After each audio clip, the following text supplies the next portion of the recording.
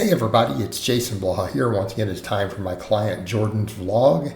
And we adjusted his training schedule this week a little bit based around stuff he needs to do, ability to work out at home on certain days if he needs to.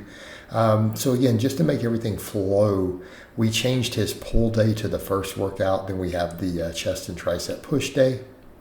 Then we have leg day, then we have a shoulder day separate. So that's our 4-day split. So we start the week off with a deficit deadlift. Overall, pretty happy with that. We got 6 reps. No PR on the pull-ups either, but we did get stronger on rows and on curls. It's kind of one of those two to where we get to the leg day and he's like, man, this week's not going great, but it's like he got PRs on all this other stuff, right? He PR'd rows, PR'd bench, incline bench. So I'm kind of having a laugh about it. Lifters and athletes who push themselves like that, that's just the way it is. Keeping in mind, another lifelong athlete, we've done powerlifting in the past here. He's done bodybuilding in the past, football, right? But right now we're training just entirely for physique. We're just trying to get jacked. We're trying to get thick. We're trying to get leaner. We're just focusing on physique. And then we've talked about maybe doing another powerlifting meet coming up this next year. But we don't really have to worry about that till we're ready to peak for it. Because if we just get jacked and we get strong at all these top sets, you're going to have a strong big three. Okay, so what does our day here look like for the pull day deficit deadlifts? We only do one set of those. We do weighted pull-ups, rows, barbell curls, incline curls. Man, a lot of that looks real familiar, very similar to how I train for my back and biceps. And again, works for my back, works really well for my back. Although in my case, I do a supine row these days, mainly because I need the grip, the forearm, and the bicep. So, but in his case, I'm not as worried about those. We just hammer on that back because we do need to bring up his lats.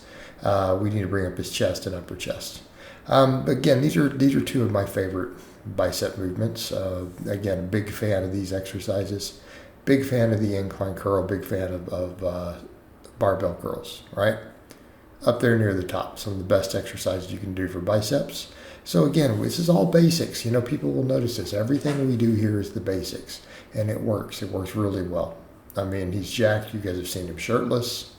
Of course, silly accusations of Photoshop, and you guys can see even in a t-shirt, he's jacked. Okay, come on. We're at 188 pounds. We're slowly gaining weight. All right, bench press, 240 for 7, right? This is PR. This is stronger than last week on the bench. Again, notice we don't ego lift on these big barbell movements. Okay? There's no clowning around, even though we're pushing for performance. Like, I want this set. I want this to be a challenging set, as many as you can get. Hey, we do it with good form. Same thing. PR'd on the incline. We went up 5 pounds, managed to get the same reps on the top set. Now he loses a little bit of reps on some of these through the sets because, again, we're going real close to failure. We're pushing limit sets, and so performance does degrade a little. So we got something like 8 and then 6.5 or 8.5 and 5 here. But again, we added weight. We're real happy with this. But again, notice we keep it strict. We keep everything paused because this is how we build muscle. Okay? We don't need to ego lift. If you want to lift more weight, get bigger, get stronger. That's the whole point. You have to ego lift to get there. All right, chest and upper chest are some of the weakest links for him, something we really are trying to work on. So again, we double down on this. We do more volume for his chest and most of the other muscles. We do 9 total sets a week. We're very low volume here. Again, notice it's high intensity sets close to failure or to failure. We don't do a lot of volume. We focus on progressive overload, and that's the name of the game. So again, we do those 3 types of presses, and then we do just one exercise for triceps. Why? His triceps are massive. Look at his triceps. Okay, look at the guy's triceps. We're good there. We just pick one really good, efficient exercise, and I like rope press downs.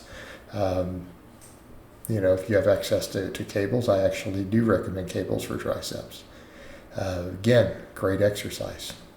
All right, we got over to leg day and he wasn't as happy. We pulled squats out because his hips and stuff were getting a little beat up, and so there's no point in squatting right now. Not necessary just to squat to build a big squat.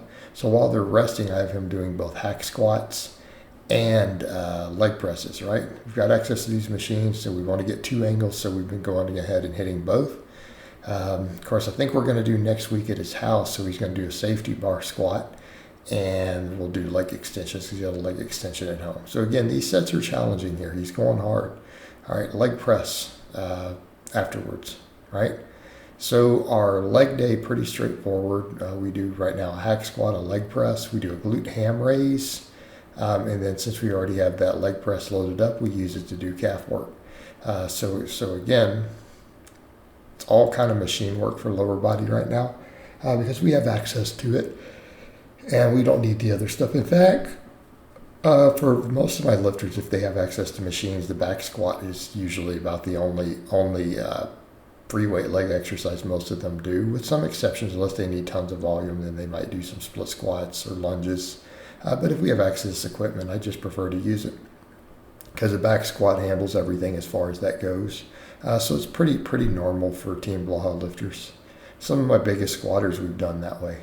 You know, we just do heavy squatting for them, and then we use a leg press to build their squat. And I mean, I'm talking guys with 600 plus pound squats. I've linked videos of clients of mine hitting squats in that range, so people know that's not BS. It's up on the channel. All right, so afterwards we do glute ham raises here. Again, using this hybrid device, he hasn't been able to do. He doesn't like it for the hyper, so we haven't been using it for reverse hypers. Wish he could find a way to make it comfortable, but he's like, it just makes him feel like he wants to puke every time. So okay.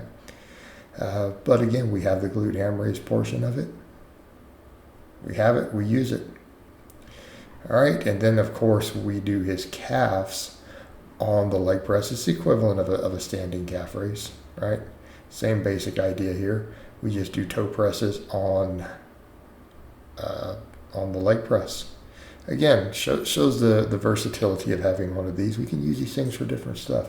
I mean, a machine like this isn't bad. We can do hack squats on it. You can do leg presses, one leg presses, calves. So some of these 45-degree sleds are actually pretty diverse. They're a nice piece of equipment to have, right? Nice piece of equipment to have. I kind of like a hack squat myself. Actually, one like this I'd be fine with. That would be great.